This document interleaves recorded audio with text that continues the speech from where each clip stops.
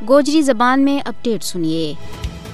Canada में रह गया थूं सिख रहनुमा हरदीप सिंह नजर का कत्ल के बाद मोदी को भारत बैन अवी सतह के ऊपर मुझ ज्यादा बदनाम हुआ है। कनेडियन वजीर आजम ने कनाडा में सिख रहनुमा का कत्ल दे राना जोड़ के मोदी हुकूमत को असल चेहरा दुनिया के सामने बेनकाब कर दिता है। मकबूजा जम्मू कश्मीर और पाकिस्तान में दहशतगर्दी करने के बाद हुण भारत कनाडा की खुद मुख्तारी की खिलाफ वर्जी करता हुआ पकड़े होगी हो। कनाडा में हरदीप सिंह नजर का कत्ल ने इस गल की तस्दीक की है कि मोदी की क़यादत में भारत बदमाश हिंदुत्वा दहशतगर्द मुल्क बन गया है। भारतीय एजेंडा के हाथों कनेडियन सिख शहरी का कत्ल ने एक बार फिर काबिले एतमाद बैन अवी शराकतदार का तौर के ऊपर भारत का भरोसा के ऊपर सवालिया निशान ला देता है। मोदी हुकूमत ने कनाडा की सरजमीन पर सिख रहनुमा का कत्ल करके बैन अवी कवानीन की सरासर खिलाफ वर्जी की है। मोदी को भारत अपना नापाक इकदाम और रियासती सरपरस्ती में दहशतगर्दी के जरिए इलाकाई और आलमी अमन और इस्तेकाम के वास्ते बहुत बड़ो